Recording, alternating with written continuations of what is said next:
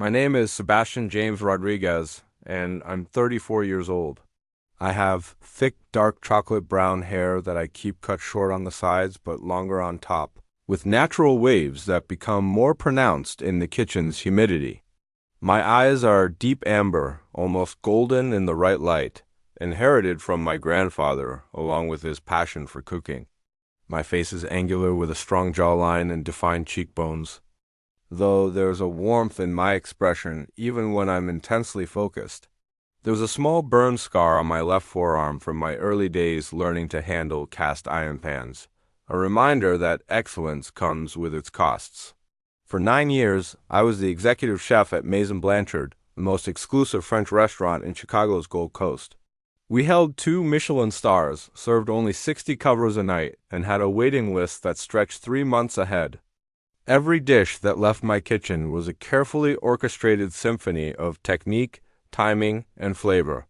Food critics called my cuisine transcendent, and wealthy diners flew in from across the country just to experience my tasting menus. Then Antoine Blanchard decided my vision wasn't commercial enough anymore. The meeting happened on a humid Thursday in July. Antoine called me into his office above the restaurant after lunch service when the kitchen was finally quiet. He was sitting behind his antique French desk, his silver hair perfectly styled, wearing one of those expensive suits he bought in Paris twice a year. His assistant, a sharp-faced woman named Claire, sat beside him with a leather portfolio. "Sebastian," he began in that refined accent he'd cultivated despite growing up in Detroit, "we need to discuss the restaurant's future direction." I'd sensed this coming for weeks. Ever since Antoine hired that consulting firm from New York, they'd been pushing for what they called market expansion and accessibility initiatives. My classical French techniques, the molecular gastronomy I'd spent years perfecting, the farm-to-table relationships I'd carefully cultivated, suddenly it all felt too niche to their MBA minds. "The culinary landscape is changing," he continued, sliding papers across the mahogany surface. "Diners want approachable sophistication. Comfort with a twist. Your cooking, while technically exceptional, has become perhaps too sterile for our target demographic." I stared at the termination agreement. 9 years of 16-hour days of building this restaurant's reputation from a struggling bistro into a culinary destination. 9 years of my recipes, my relationships with local farmers, my training of line cooks who'd gone on to open their own successful kitchens. All of it reduced to corporate speak about strategic realignment. "I'm bringing in Marcus Webb from Los Angeles," Antoine explained. "He specializes in elevated comfort food. Familiar flavors presented with sophistication. The kind of cuisine that photographs well for social media." The irony cut deep. Marcus Webb was known for exactly the kind of cooking I'd moved away from years ago. Instagram-friendly dishes that prioritized appearance over innovation. Pretty plates with safe flavors, designed more for viral marketing than culinary excellence. "I appreciate everything you've built here," added, though his tone suggested he was already mentally redecorating my kitchen. "Claire will help you transition your responsibilities." I nodded, maintaining the composure that had carried me through countless high-pressure services. 9 years of establishing relationships with the city's finest purveyors. 9 years of developing a team that moved like dancers during service, anticipating each other's needs without words. None of it mattered to Antoine's bottom line now. What Antoine didn't know was that I'd been quietly exploring other opportunities for months. Not because I wanted to leave Maison Blanchard, but because I'd learned to read the signs of ownership losing faith in their chef. I'd been having conversations with investors, scouting locations, even developing concept proposals for my own restaurant.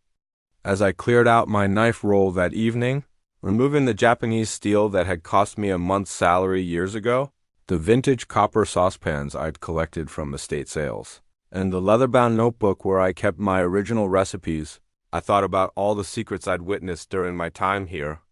The affairs conducted over intimate dinners in our private dining room. The business deals negotiated between courses. The family feuds that erupted over birthday celebrations. When you're a chef, You see everything. Now, forget you exist while they're arguing or celebrating or making life-changing decisions. I'd cooked for Antoine's own family countless times. His wife's birthday dinners, his daughter's graduation celebration, the quiet meal he'd requested after his father's funeral. During those personal moments, he'd praised my ability to create not just food, but experiences that marked important occasions. "You don't just feed people, Isabella," he'd said after that funeral dinner. "You help them process life." Now that same man was dismissing me as too cerebral. 2 weeks after my termination, I received a call from David Chen, owner of Chen Development Group, one of Chicago's most successful restaurant investment firms. I'd catered private events for him before. Elegant dinner parties in his Lincoln Park mansion where I prepared 7-course tasting menus for tech entrepreneurs and venture capitalists. "Sebastian," his voice was urgent, "I need to see you. Tonight, if possible." We met at his office downtown, a sleek space with floor-to-ceiling windows overlooking the lake. David poured 2 glasses of aged sake and got directly to the point. "I've been hearing disturbing things about your departure from Maison Blanchard," he said. "Antoine has been telling people in the industry that your cooking had become too experimental, that you'd lost touch with what diners actually wanted." My stomach dropped. This wasn't just about moving on. Antoine was actively damaging my reputation in a city where reputation determined everything. He's suggesting to investors and media contacts that Maison Blanchard's recent struggles were due to your creative overreach, David continued carefully. That bringing in Marcus Webb represents a return to profitable practicality. The lies were strategically crafted. In the restaurant world, being labeled as impractical or out of touch was career death. If word spread that I couldn't balance creativity with commercial success, no serious investor would back my own restaurant concept. "Why are you telling me this?" I asked. David studied me over his sake glass. "Because I've eaten your food. The dinner you prepared for my wife's 50th birthday was the most memorable meal of our lives. You created something that captured not just flavors, but emotions. Antoine Blanchard wouldn't recognize genuine artistry if it was plated in front of him." He paused, setting down his glass with deliberation. "Also because I have a proposition." That night, David explained his offer. He'd been planning to open a new restaurant for months, not just another dining establishment, but a culinary experience that would redefine fine dining in Chicago. He wanted a chef who understood that great food was about more than just technique, someone who could create dishes that told stories and evoked memories. "I want you as executive chef and creative partner," David said. "Full creative control, equity participation, and a budget that will let you source the finest ingredients available. No committees, no consultants, no compromise. The catch? We'd be opening directly across the street from Maison Blanchard, in a space that had previously housed a failed celebrity chef venture." The location wasn't coincidental. David had been waiting for the right chef to make that space work. "I'm not interested in a rivalry," I said carefully. "Neither am I," David replied. "I'm interested in excellence." "The rivalry will take care of itself." I accepted that same night. The next 6 months were the most intense of my career. We completely redesigned the space, creating an open kitchen where diners could watch the culinary ballet unfold. I developed a menu that represented everything.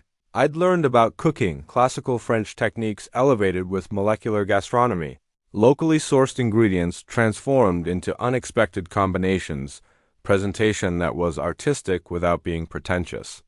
I called the restaurant Memoria because every great dish should trigger a memory, even if it's one you didn't know you had. While we were renovating, I learned what Antoine was doing at Maison Blanchard. Marcus Webb had indeed taken over, implementing exactly the kind of menu I'd expected. Elevated mac and cheese with truffle oil, deconstructed chicken and waffles with microgreens, Wagyu sliders with artisanal pickles. Pretty, familiar, completely forgettable. The food media was politely enthusiastic at first, praising Maison Blanchard's approachable new direction. But seasoned critics were less impressed. One review mentioned that the restaurant had traded its culinary soul for social media appeal.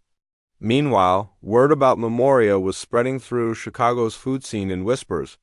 Industry insiders were curious about what I was planning.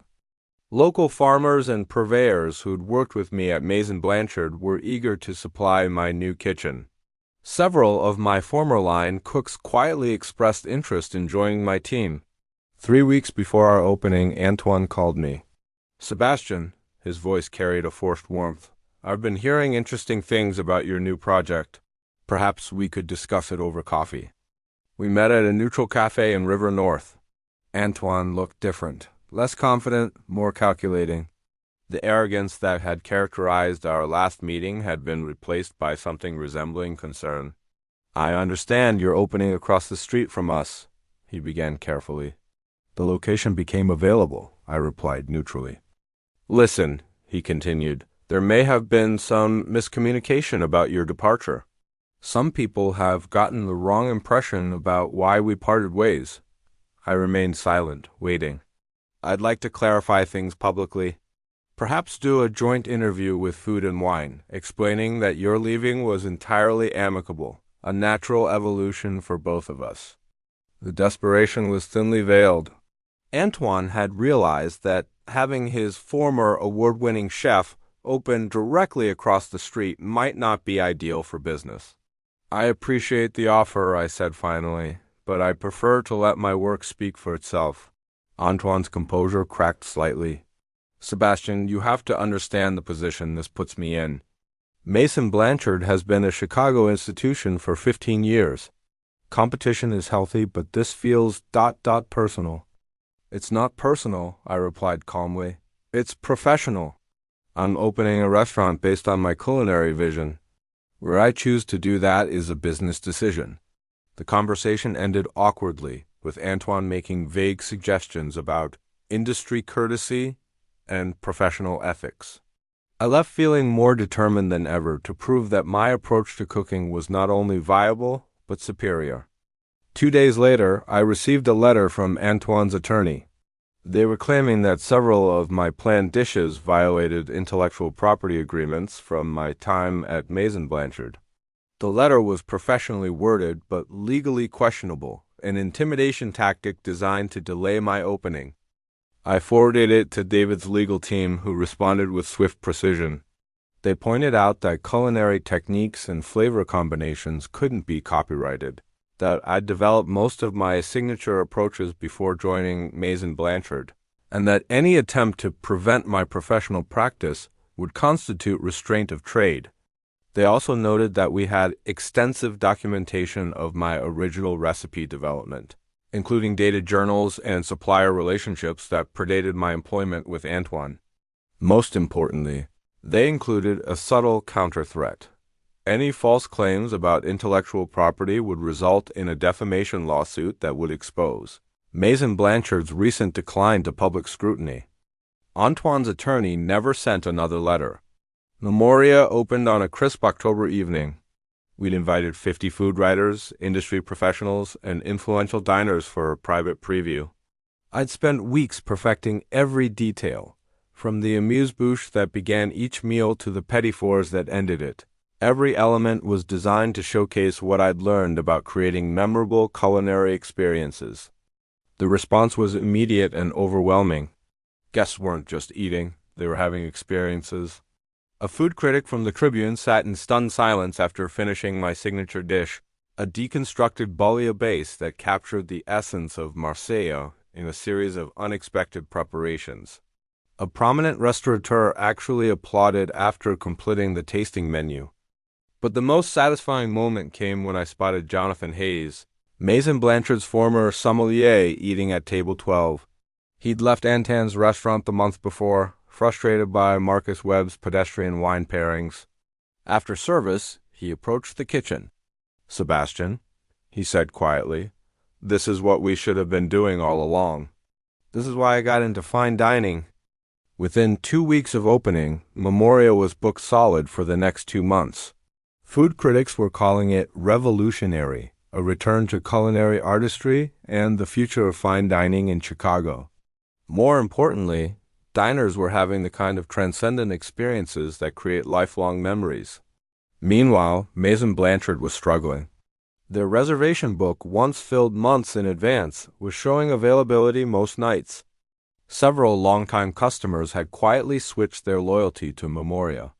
Antoine's bet on accessible comfort food was proving less profitable than expected. The breaking point came when Chicago Magazine announced their annual Best Restaurants issue. Memoria was featured on the cover with a 5-page spread about the chef who redefined excellence. The article detailed my journey from Maison Blanchard to opening my own restaurant, presenting it as a story of artistic integrity triumphing over commercial compromise. In the same issue, Maison Blanchard was relegated to a brief mention in the Notable Changes section, with lukewarm praise for their crowd-pleasing new direction. 2 days after the magazine hit newsstands, Antoine appeared at Memoria during lunch service. I watched through the pass as the maître d' seated him at a corner table, where he ordered our tasting menu with wine pairings. He ate alone, methodically working through each course, taking notes in a small leather journal. After service, he approached the kitchen. When he saw me, his expression was complex. Part admiration, part regret, part resignation. "May I speak with you privately?" he asked. We went to my small office behind the kitchen. Antoine sat heavily in the chair across from my desk, suddenly looking older than his 58 years. "I made a mistake," he said without preamble. "Everything I just experienced out there, that's what Maison Blanchard used to be. What I threw away when I let you go." I remained silent, letting him continue. "Marcus is competent, but he's not an artist. He creates dishes that people like, but they don't remember them the next day. You create experiences that become part of people's lives?" Antoine paused, staring at his hands. "I've been in this business for 30 years, and I forgot the most important lesson. Great restaurants aren't built on market research and focus groups. They're built on vision, passion, and uncompromising dedication to excellence." "What are you asking me, Antoine?" He looked up, meeting my eyes for the first time since entering my office. "I want you to come back, as executive chef and creative partner. Full creative control, equity stake, whatever it takes." The irony was perfect. 6 months ago, he dismissed my cooking as too cerebral for modern diners. Now he was offering me partnership because that same approach was exactly what the market rewarded. "I'm flattered," I said carefully, "but Memoria is just getting started. I have commitments here." "Name your terms," Antoine pressed. "I'll match whatever David Chun is paying you, plus creative control of both restaurants. You could turn Memoria into our sister restaurant." I stood up, signaling the conversation was over. "Some opportunities don't come twice, Antoine. You taught me that." As he left, Antoine made one final attempt. "You're making a mistake, Isabella. Maison Blanchard has 15 years of reputation behind it. Starting over is always harder than rebuilding." I walked him to the door. "The difference is that I'm not starting over. I'm finally getting started." That was our last private conversation. As he left, Antoine made one final attempt. "You're making a mistake, Isabella. Maison Blanchard has 15 years of reputation behind it. Starting over is always harder than rebuilding." I walked him to the door. "The difference is that I'm not starting over. I'm finally getting started." That was our last private conversation. Maison Blanchard continued to struggle. They lost their second Michelin star, then their first. Antoine eventually had to sell the restaurant to a hotel chain, and it became just another upscale hotel dining room serving competent but unmemorable food. The vindication I felt wasn't bitter. It was the quiet satisfaction of being proven right about something I'd always known. Great cooking isn't about following trends or appealing to the lowest common denominator. It's about having a vision and executing it with unwavering commitment to excellence. 2 years after opening Memoria, I was invited to cook at the James Beard House in New York, one of the highest honors in American cuisine. The invitation specifically mentioned my innovative approach to classical techniques and my ability to create emotionally resonant dining experiences. The dinner was sold out within hours of being announced. Food critics, fellow chefs, and serious food enthusiasts filled every seat. I'd prepared a menu that told the story of my culinary journey, from my grandmother's traditional Mexican flavors to the classical French techniques I'd mastered, all filtered through the innovative molecular gastronomy that had become my signature. Antoine attended that dinner. I saw him seated at a corner table, alone, taking notes just as he had at Memoria months earlier. After service, as I was accepting congratulations from the crowd, he approached. "Congratulations," he said simply. His voice carried genuine respect now. This was extraordinary. "Thank you." He studied my face for a moment. I've been thinking about that day I let you go. I was so focused on immediate profits that I forgot what made the restaurant valuable in the first place. I nodded but remained quiet. "I see now that you weren't too cerebral for diners," he continued. "I was too afraid to trust them with something truly exceptional." "Fear makes us make poor decisions sometimes," I replied. Antoine smiled sadly. "Indeed it does. I hope you know that watching your success has been humbling and inspiring." As he walked away, I felt something unexpected, not triumph, but closure. The anger that had motivated me during those first difficult months had transformed into something more valuable. The deep satisfaction of work well done, recognition earned through merit, and artistic vision validated by those who understood its worth. Today, Memoria has 2 Michelin stars and a waiting list that extends 4 months ahead.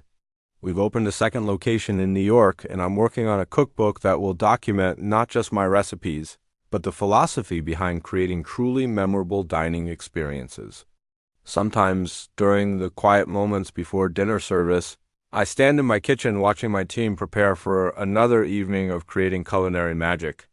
These are chefs who understand that every plate is an opportunity to give someone a memory they'll carry forever. That great cooking requires not just technical skill, but emotional intelligence. That the highest compliment a diner can give is not just, "That was delicious," but "I'll never forget that meal." In my office, I keep a framed review from our opening week. The critic wrote, "Sebastian Rodriguez hasn't just opened a restaurant. He's created a temple to the transformative power of exceptional cuisine. This is cooking that reminds us why we fell in love with food in the first place." That review represents everything I'd tried to achieve at Maison Blanchard but was never allowed to fully express. Antoine taught me something valuable, though not what he intended. He showed me that artistic integrity isn't negotiable, that excellence speaks louder than marketing, and that sometimes the best revenge is simply being undeniably great at what you do. The last dish I created for Maison Blanchard was a deconstructed apple. Tart familiar comfort elevated through technique and presentation. The first dish I created for Memoria was a similar concept, but refined, perfected, and served without apology for its complexity. Both dishes told stories about memory, comfort, and the way food connects us to our past. But only one was created in an environment that valued the story as much as the flavor. In the end, Antoine was right about one thing. The culinary landscape was changing. He just misunderstood the direction it was heading. While he chased accessibility, I pursued transcendence. While he courted mass appeal, I built lasting relationships with diners who valued exceptional experiences. While he focused on immediate profits, I invested in long-term excellence. The market, as always, rewarded the approach that offered genuine value. Sometimes the best revenge isn't proving someone wrong about you. It's proving yourself so thoroughly right that their mistake becomes obvious to everyone. And in the quiet satisfaction of a perfect dish, in the grateful silence of diners who've just experienced something extraordinary, I found something better than revenge. I found my calling.